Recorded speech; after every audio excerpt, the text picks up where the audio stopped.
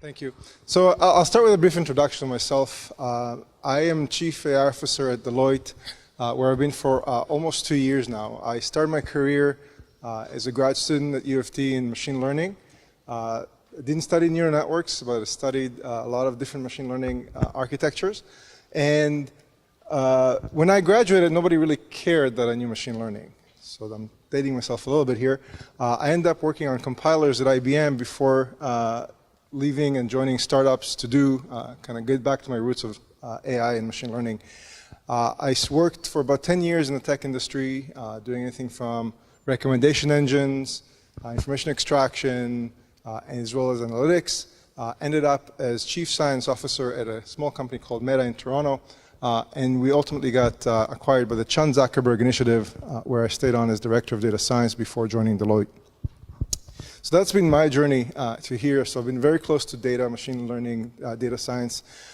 Just last week, somebody said that they actually read my thesis. I don't know what brought them to do that, but and their comment was, "Oh, so you were doing data science before it was data science," and that's kind of where I come from. So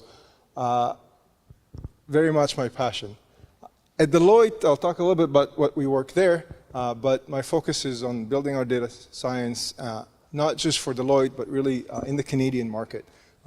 As consultants, we interact with a lot of different companies, a lot of different industries, and I get the chance to influence sort of the adoption of AI really across Canada, it feels like sometimes.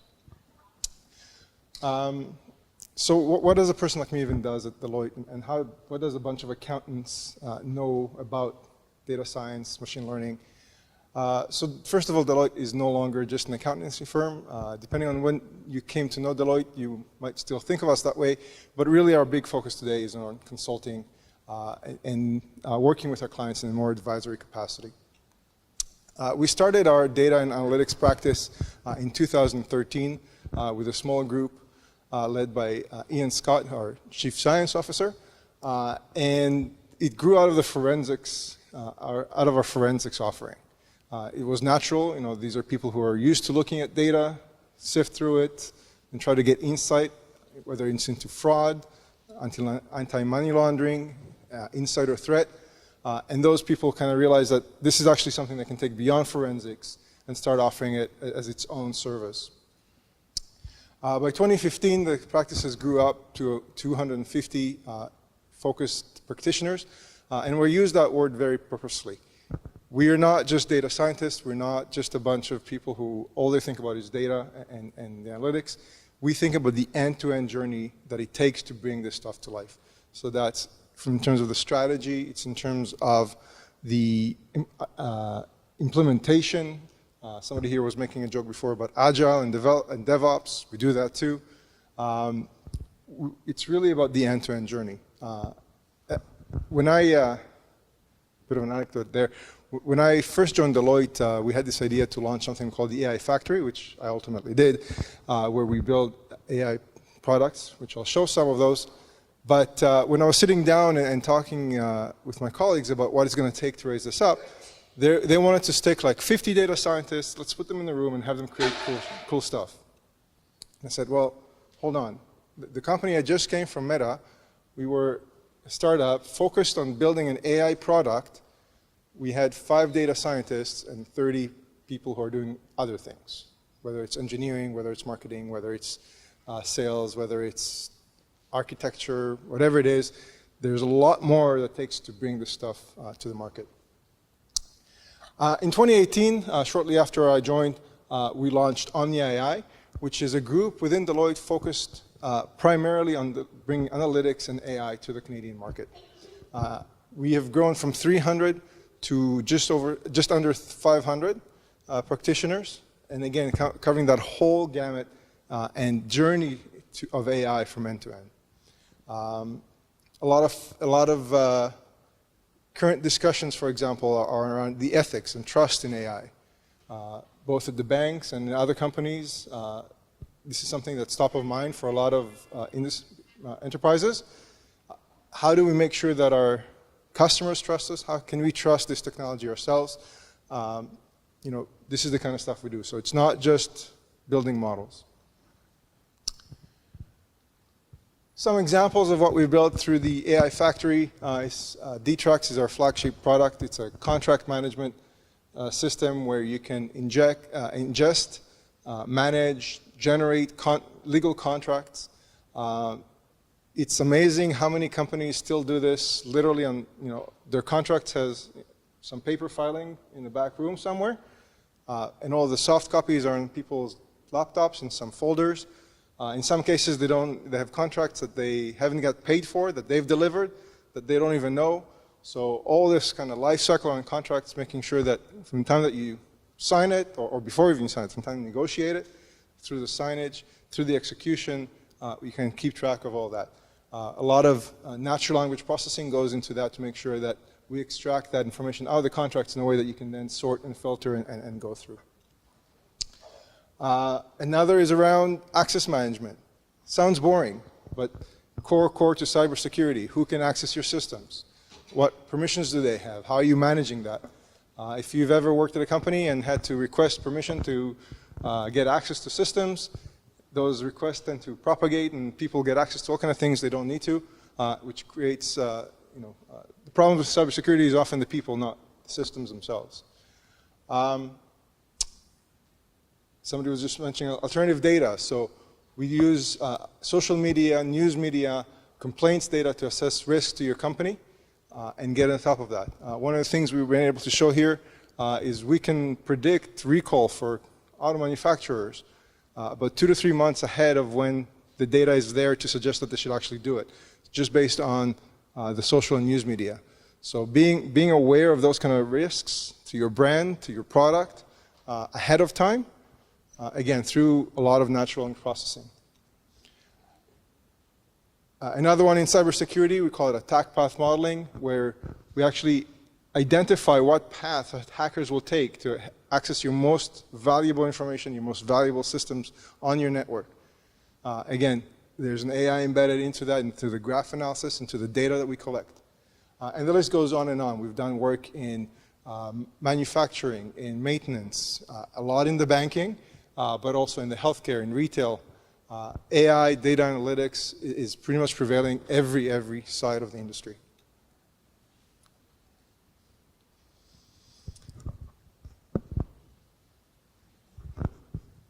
It's not easy. And some of what we do is actually help our clients set up their own AI analytics shops. And we bring to that some of our own learning. One of the key lessons that we've learned along the way is that this is a team sport. So I've alluded to this before. It takes more than just data scientists to deliver analytics in the market.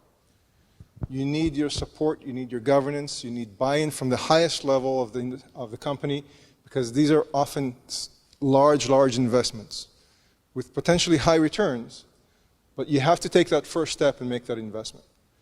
Too often we see clients, okay, prove it to me that it works, then we'll think about it. Well, if you don't have a path to deliver, if you don't have a path to how you're going to actually see value, what you end up with is science experiments. And in order to see that path, you need people with the business context. You need people who understand the implementation requirements, so they can really map out what the investment is going to look like, and more importantly, what the return is going to be. And often we see massive returns. We just finished a very small project at a mining company out west, where they invested about $1 million in our work. Again, to see a fairly small project come from ideation right through to implementation and deployment. And during the course of the project, they saw a $20 million return on this. So we were able to show them that that's the path, and therefore we got the investment to be able to do this. Context. So again, I've already alluded to this. Having the domain expertise is important. Data scientists you don't want to stick them in the room, have them work on the data. They're going to give you the worst insights. One story there I have, a market researcher that we've worked with went and they wanted to use one of the canned solutions for data science, that AutoML type solutions that are out there. They fed their data with the question of, how can I increase revenue? The answer it came back with is, you better increase sales. not very helpful, even if it's true. So having the context, understanding how the variables, how the features and the data interact with them, and again, the business outcomes that are going to get generated is extremely important. So when we work with our clients, when we work even internally, we always ask, who is this me? Who is the subject matter expert that's going to come in and provide that context? The data, this conference is all around the data. Having access to the data is important, and I'll spend a lot more time on that later on. But in order to have that access, you must, again, get the buy-in from all levels of the company, from the IT right up to the CEO, to make sure that those hurdles are alleviated. And then lastly is the talent. And it's purposely lastly. Talent is extremely important, but it's only when you have those other pieces in place that you're going to be able to actually do this stuff. And data scientists, bless their hearts, they bore easily. They always want to work on the coolest, most fascinating algorithms. Everybody wants to do deep learning. Everybody wants to work on the coolest problems. But that's not always where the biggest value is. So you have to kind of juggle that, make sure that they're getting a chance to do some of the interesting stuff while still delivering some of the important stuff, which not always is aligned.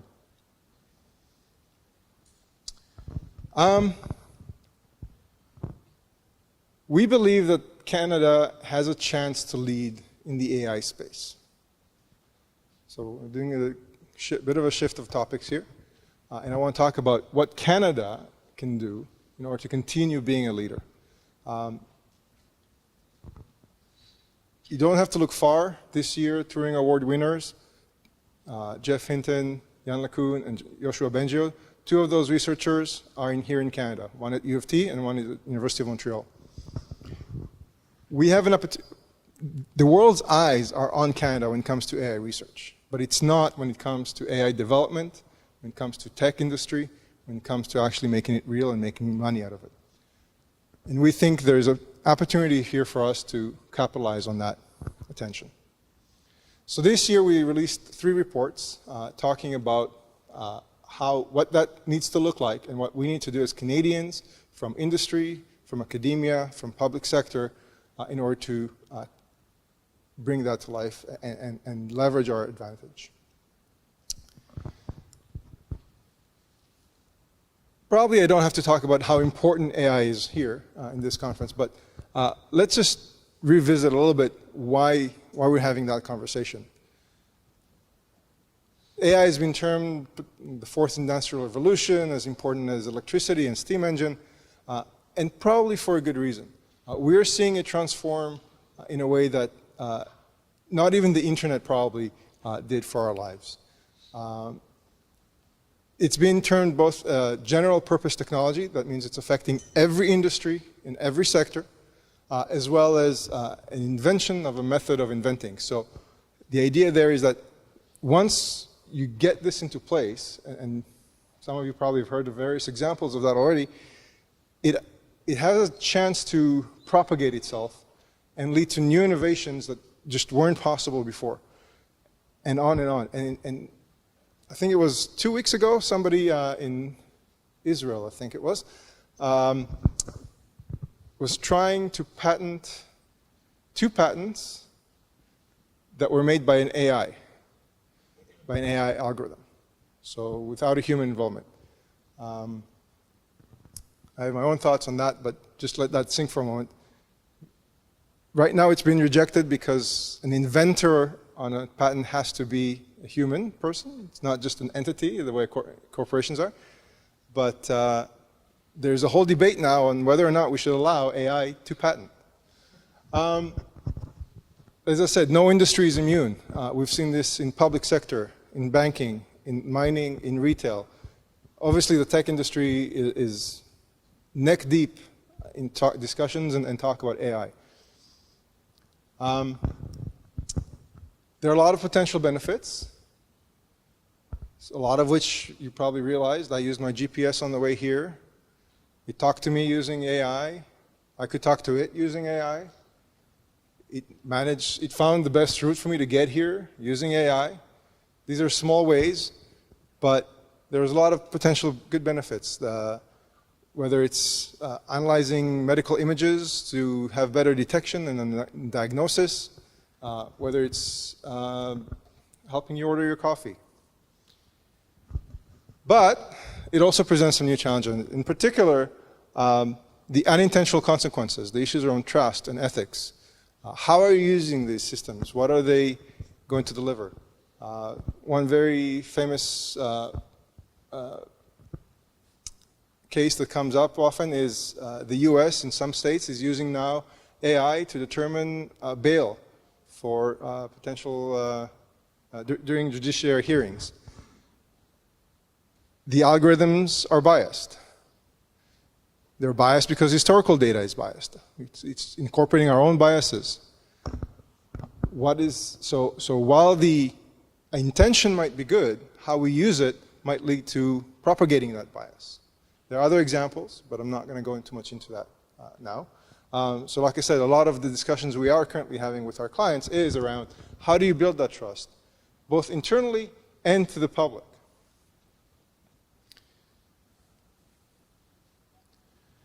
As I said, we are in a spot to be leaders, and if we want to maintain that, we have to do some things. So if we just sit on the sidelines, the rest of the world will ignore us and move on without us.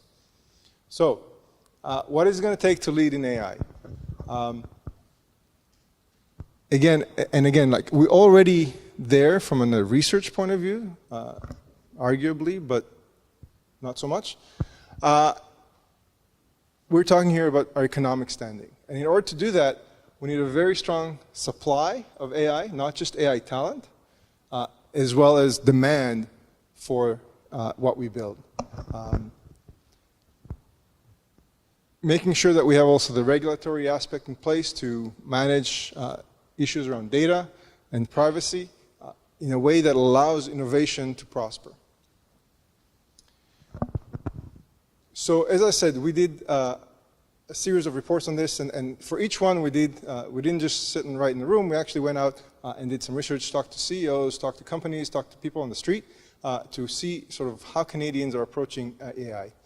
And the statistics are not great. So first of all, only 16% of businesses are incorporating AI into their day-to-day business. It's a new technology, maybe that's not so bad, except that that number hasn't changed since 2014, when we first did this survey and we first did this research. That means that our adoption is not increasing.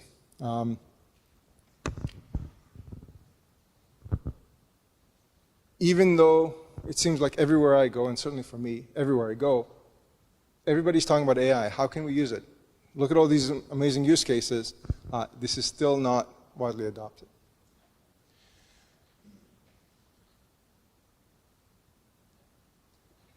Through the Pan-Canadian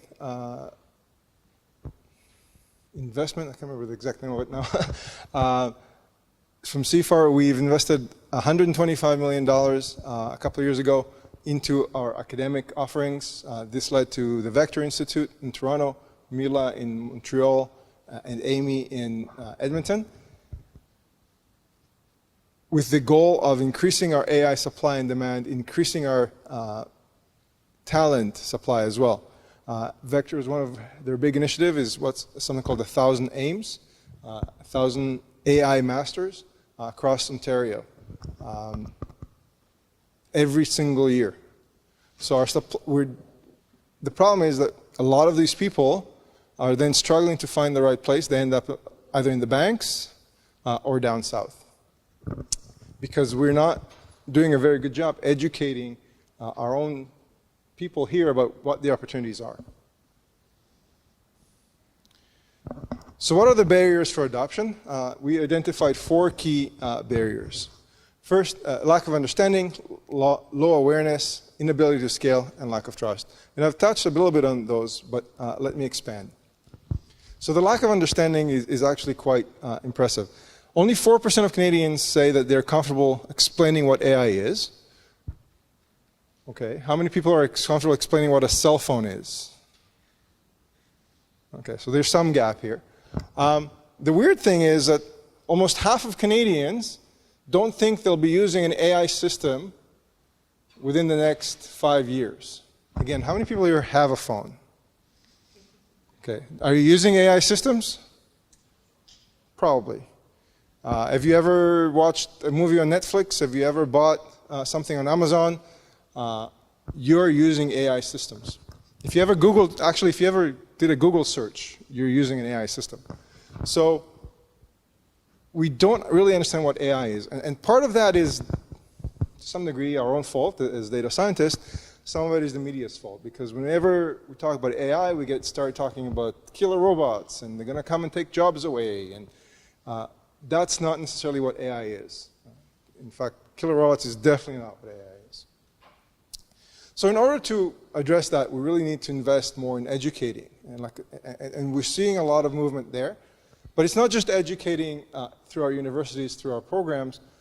Every CEO of a smallest company needs to understand what AI is and what it can do for their business. Every person walking down the streets needs to be aware of what's happening to their data, right? And how AI systems may or may not use it. Toronto is signing a deal with Sidewalk Labs to have smart city initiative down at the beaches. Anybody who's going to the beaches will get their data collected. What does that mean to you? You have to be able to understand that. In terms of awareness, I already, again, mentioned that. So there's a lot of AI startups popping up in Ontario, in BC, in Montreal, but they're having a really hard time getting their message to enterprises, what they can do for them. Some of it isn't the way we approach that. So I mentioned before the whole issue on how many data scientists do you need in order to deliver. A lot of companies still focus on the data science. I speak to a lot of startups as part of my job, hearing their pitches, seeing what they can offer, thinking about how I can take them to our clients. I can't tell you the number of times where I sat down and the first 15 minutes, 20 minutes is, look at how smart we are, look at how amazing we are, look at how great we are. What have you done? Where's the value? How are you going to connect to the CFO, to the CIO of a large enterprise and tell them, I can bring value to you? Flip side is, the CIOs don't even know where to start looking. They don't know what the problems that AI can solve for them. They don't know what's available out there, what services they can bring, and again, how that's going to bring value. So there's a gap there that we need to bridge, and I don't really have a good answer to that other than you need to start thinking of AI, of data analytics. Even though people always say it's not just another technology, it's not just you can't deliver AI in the same way. It's true. There are differences. I can't build an AI-driven system the same way I build a word processor. But there are similarities, and there's a lot of lessons that we can take from how we deliver technology projects and how we market technology to AI. And we're slow on that adoption. Which leads to the inability to scale. I mentioned already the science experiments. If you don't understand how you're going to drive this out from day one, before you even start working on the problem, you're going to hit a wall and you're going to get stuck because there's not going to be that person who says, I know where this is going, I can see where this is going, and it needs to get there. You're going to hit a wall, whether it's around funding, whether it's around data access, whether it's around people, resources access, and without that understanding of where it's going, what the business value this is going to bring, you're just going to grind to a halt. We call those science experiments. We try to shy away from them. When companies come to us and say, can you help me, show me that this works? We say, well, let's assume for a moment that it works. What's that project going to look like? What's the decision to move forward going to look like, and who's going to make it? Let's identify that now, so that when we get there, we can just continue working. Because as soon as we stop, other priorities are going to start taking over.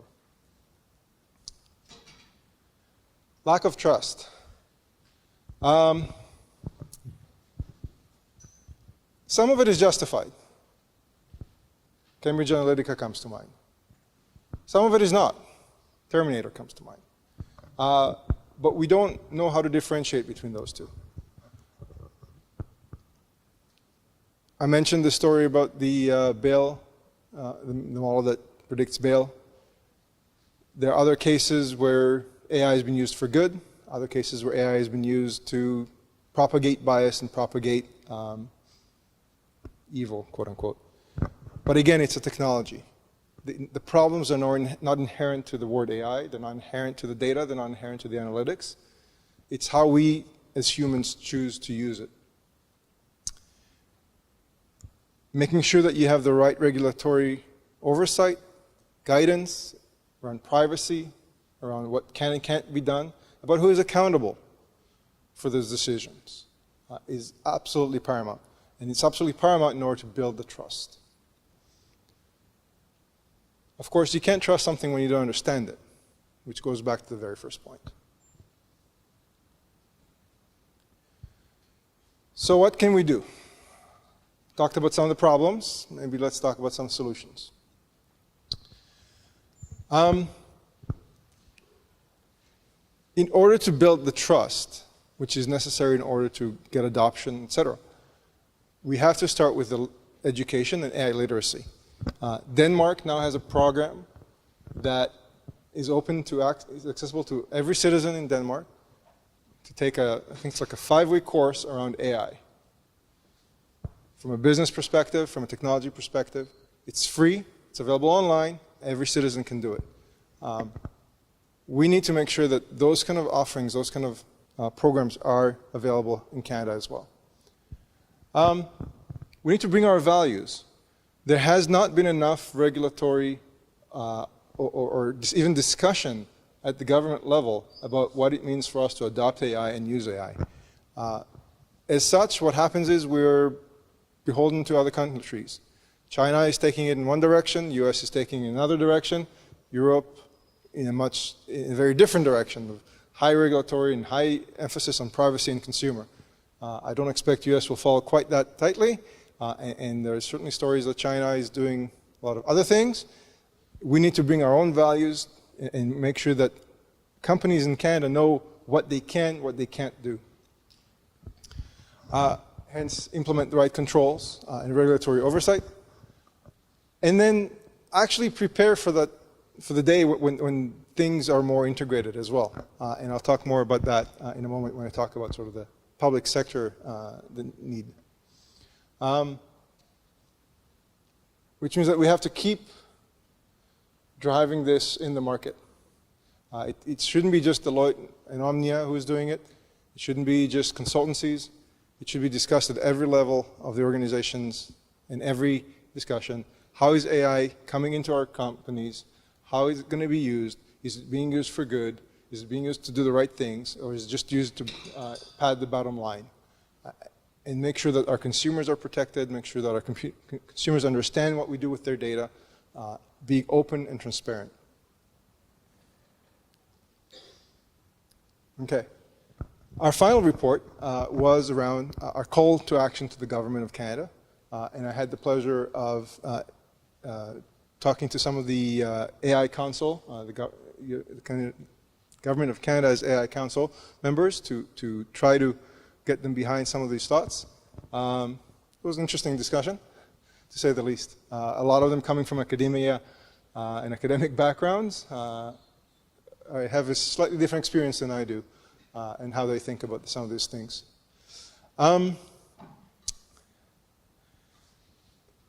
Ultimately, there are 3 pillars that we need to do in order to make sure that we are successful and that the government needs to get involved directly. The first is to fuel the AI economy. I mentioned the $125 million. Compare that to the billions of dollars that are being poured into these technologies in the Silicon Valley, the billions of dollars being invested in China, and the billions of dollars in Europe. This is a drop in the bucket. This is where I got challenged on one point and said, well, Canada is a smaller economy. You can't compare it to the top, the biggest economies in the world. And my answer to that, well, if we want to be a leader, if we want to play with the big boys, we have to invest. We have to invest like they do, or else they're just going to outpace us completely. Mitigate risk, build trust. Again, it's on the government to help us as Canadians and our citizenry to accept this technology and understand it. I mentioned already the programs in Denmark. Right now, Canadians don't trust the government to manage their intentions around privacy, around their data.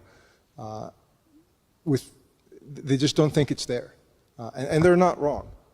We don't have the regulatory around it. We don't have guidelines. We don't have policies. Just this year, finally, we came up with a policy that the government of Canada has to have a trust and ethics board on anything that they release for themselves. So they're at least starting to think about what they do with the technology, but there's still a complete lack of any kind of control or policy around what companies are allowed to do with your data, what they're allowed to do in terms of decision making. Are decisions allowed to be automated? What kind of decisions should be automated? And lastly, and this is one that I feel strongly about, preparing our Canadians to change. So obviously, again, I've talked about the education, and I've talked about some of the other things, but this is where some of the actual real impact on lives is going to happen. I was asked last week if I think jobs are going to, jobs will actually be lost to AI, and somebody was very dismissive, saying, "Well, that's not true. It's AI is going to augment and improve." Except that I've deployed chatbots with clients and saw call centers go from 250, 300 people down to 50. Absolutely, AI is going to impact our lives in other ways than just how we use and interact with it. It's going to replace jobs, and it's going to change our economic landscape. So there's a big difference about whether or not that job loss is going to happen over a course of 5 years or 15 years in terms of how we need to react to it. And the truth is, we don't really know how long that's going to take. The fear is it's going to take 5 years.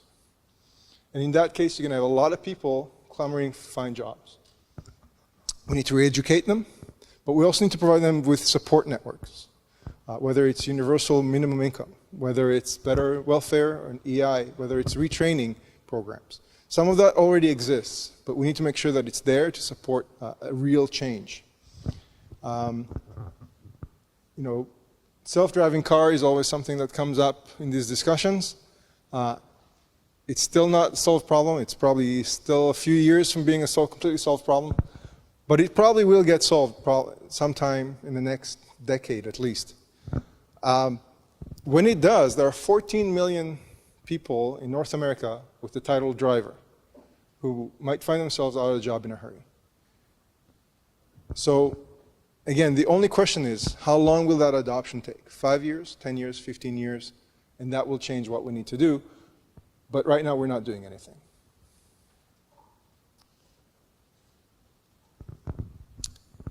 Okay, this is it for me. As I said, lots of interesting stuff happening. We can lead if we set our mind to it as Canadians, but we need to take that to heart and we need to actually drive that adoption. We are naturally very, very cautious. Our US counterparts tend to take a lot bigger risks. They're a lot more comfortable going on a limb than Canadians. But if we do that, then we're just going to end up squandering our advantage. All right, thank you.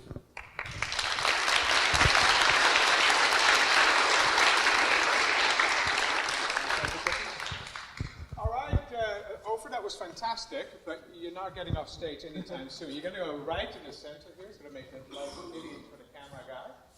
And it was very clear and transparent presentation, so I'm sure there were a lot of questions as well.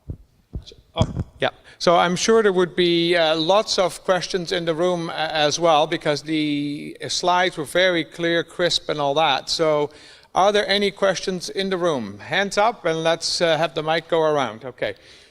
Which mic is going around? Do we have? Oh, it's already at the back there. Perfect. All right, Ofer, the floor is all yours again. All right. Perfect.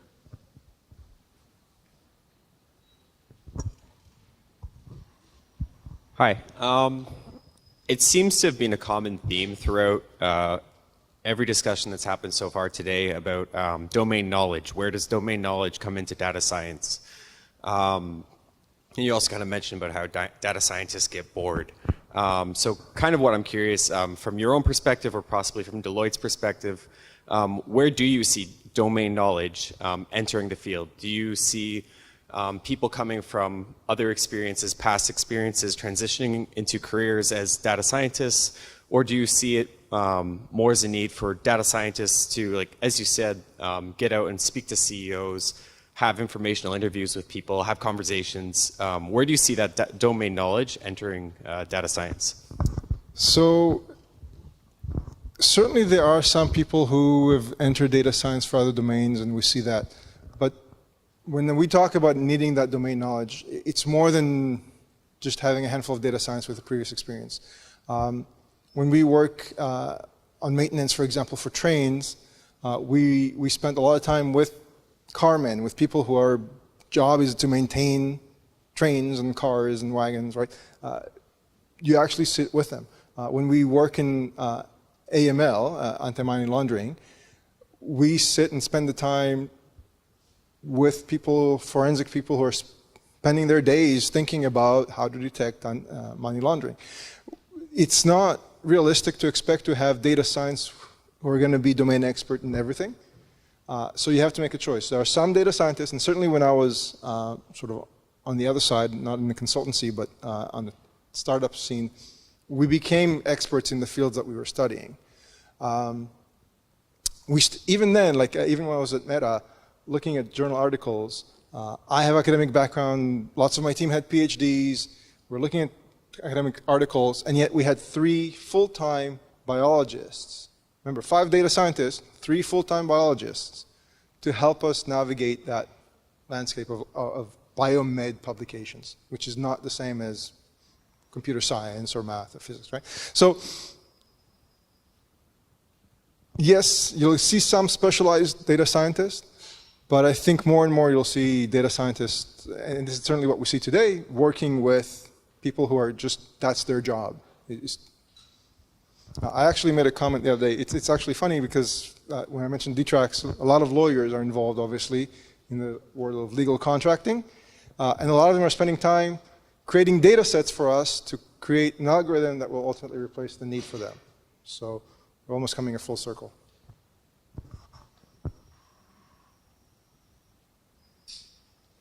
I'm not sure who's in charge of deciding who gets to ask the next question.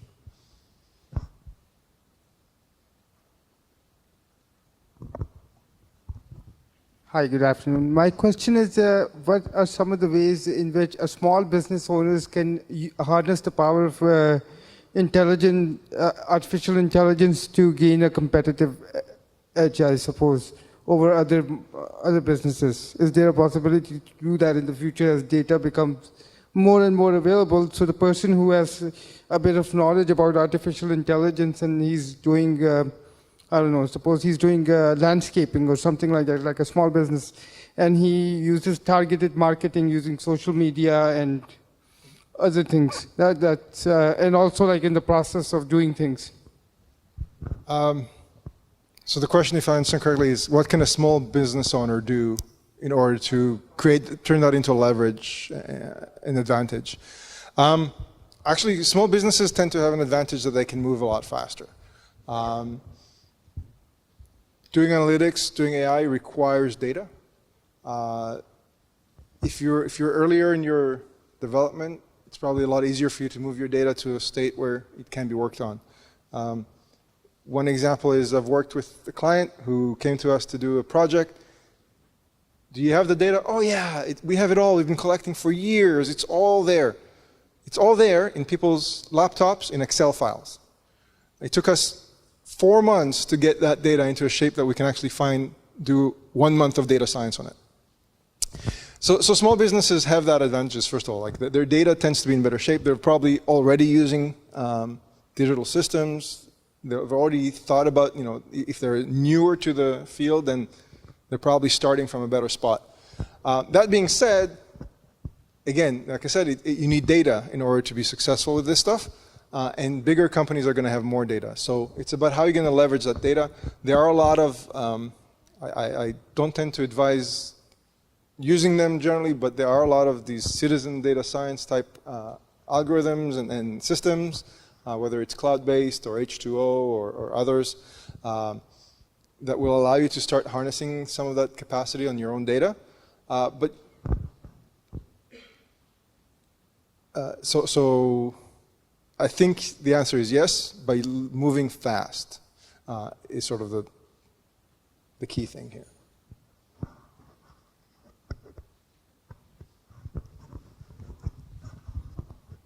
Hi. In your slides earlier, you were talking about you wanted to have more AI literacy in the agenda. How would you share it as a company with the public? So a lot of, when we talk about that, again, there's the literacy for practitioners, where we're actually doing really well here in Canada. We are training a lot of practitioners. It's more about the literacy more broadly to everybody else who's not going to be a data scientist. And that's where we're not doing a very good job. That's why people still think of killer robots, and they don't understand, they see some of these, one of my pet peeves is when they show me, anybody knows here what GANs are? Generative Adversarial Networks? A few hands. So these are the networks that can generate these really realistic looking pictures of people or places. They're for you those deep fakes where you can take a video of one person and people will show me some of this and it's like, look, this person doesn't exist. Isn't it amazing how creative the network is? And this is also going back to the patents issue. These are still statistical methods at heart. Really all they're doing is generating data that looks a lot like data they've seen before. In fact, when I look at them, at some of those pictures, the ones that were trained on celebrities, you can almost recognize some of them. They're not quite, but they're all, you can almost think that they're based on somebody. So that kind of misunderstanding propagates. We've now seen art that's completely generated by AI. We've seen, you can generate complete mock-ups of people's voices. What does that mean? How is that going to look like? That's the kind of questions, that's the kind of understanding that people lack. They think that, and that's where you get those questions of, I'm a builder, I'm a contract worker. Is AI going to come and take my job away? Right? They don't understand what it can and can't do. They don't understand where it comes into play. They don't understand how they interact with it. Remember, only half of people in Canada think they're not interacting with AI on a daily basis, let alone at all.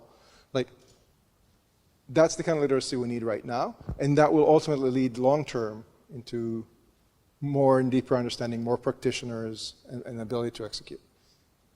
I think we should bring the mic down also. If I heard you correctly, you recommended not using citizen AI tools. Can you talk more about that? Yeah, not if you're not already a data scientist. So those tools try to make it so that anyone can get access to the technology, and I think that's great. I do. The problem that I see is people who don't really understand what data science looks like can go down a very wrong path sometimes. I'll give you one simple example.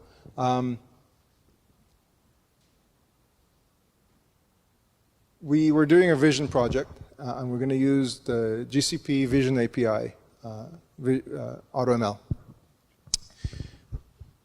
Great system, allows you to upload images, set your classes, and trains a classifier behind the scenes to predict new images and classify them. Takes care of everything for you. All you have to do is set up 3 folders or 4 folders or however many classes you have and point the algorithm to it. It does all the automated feature engineering behind the scenes. It does all the hyperparameter tuning. It trains and then it comes back to you with an algorithm that's been trained and optimized for your purposes. And one of my data engineers came to me and showed me how he was able to do it. We don't need a data scientist on this project. I did it. Here it is. Look at this. It's achieving 96% precision. Sounds great. What's the problem? Well, we were looking for a needle in a haystack. the way Google is reporting, it doesn't understand which class is more important. It doesn't understand which class you should pay attention to more. It just trained it on the data you gave it. So the 96 precision was predict everything as one class. The other 4 classes basically were not predicted at all. So it's not a very useful algorithm. But this data engineer didn't even understand what he needs to do in order to do this kind of analysis, this kind of assessment. So the problems I tend to see is not in your algorithm you're going to train, if you've done everything right in terms of setting up the data, in terms of preparing it, in terms of presenting it to the algorithms, and then make sure that you analyze it properly afterward, they're great, well used by data scientists, but they can lead you down the wrong path. So that's just one example.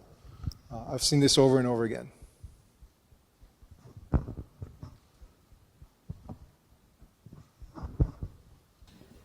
Hi, thank you. Can you explain a little bit more about the examples in jury hearing? How to eliminate the bias? Sorry, say again? Can you explain a little bit more about the example of jury hearing, that how to eliminate the bias? How to eliminate bias? Yes. Oh boy. How much time do I have? Because I'm not sure yeah. if it's in terms of data pre-processing or in terms of ethical. So eliminating bias is a big issue. First of all, we have to differentiate between what we call statistical bias and fairness bias. Statistical bias is you actually did something wrong in the way you set up the data. Maybe you're not capturing a full representative sample. Maybe your algorithm is inherently making some assumptions about the data that are incorrect. Those are sources of statistical biases that ultimately are going to give you a suboptimal model. Okay? Let's put those aside and say that's not what we're talking about today. Then you get your fairness bias, which is you've done everything right, but you're capturing a societal human bias just because it's inherently there in the data often from previous examples in a way that we as society say, you probably shouldn't. Now, there are biases that exist in a lot of algorithms that we perfectly are okay with. You probably pay a lot more for car insurance than your sister, if you have a sister. We've accepted that men and women exhibit different behavior on the road, and car insurance companies are going to use that to decide how much you pay insurance. That's an okay one. We've accepted that age comes into factor when you're looking at mortgage allowances, because people who are older also tend to have more responsible lives, they have families, they have higher incomes, right? So that's a bias that exists in our algorithms we said we're okay with. In the case of the bail, there was a strong bias between ethnic groups, between what white people bail was and black people bail was, for the same crime, under the same conditions. And that was the problem, right? So, and again, it's because historically, we've created that bias. So the algorithm is picking up that bias that exists in our historical data that we've put in there, and it's just reflecting back to us. There's also a very famous one with Amazon hiring algorithm that was sifting through CVs and 90% more likely to hire women than men. 9 times, so 9 to 1, more likely to hire men than women. And therefore, any CV with any mention of women activities, feminist, indication in the name that it's a woman, any of that stuff would downgrade the CV automatically. That's the kind of bias we want to get out, and it's not easy. We use statistical methods to try to alleviate some of that. You can't just hide the fact that it's a woman or a black person from the algorithm, because our algorithms are so good nowadays that they can pick up those signals from proxies. So if I know where you live, for example, I can predict your ethnic group within 60 or 70% accuracy, just from your address.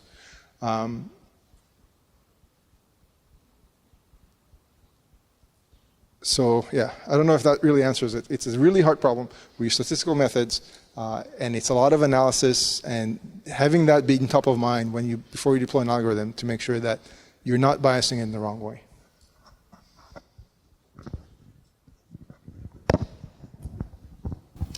Thank you. It's a great presentation. I've seen many presentations on AI, and by the end of the presentation, people trust AI less. But you touched on really important areas of AI as an adoption strategy for a nation and also for businesses. And the one thing I have heard again and again is how Canada has the opportunity to lead in this technology. But I see this statement always being stated in a very humble way. If we see the activities we see at Toronto, and if Americans have done that, they would say we are number one in the world in AI. What should we do here in Canada to make sure that this opportunity is not lost, especially for academic institutions, and if there are other agents that could make sure that this is not gone? What needs to be done? So I tried to answer some of that during the presentation. I think our academic institutions are doing great.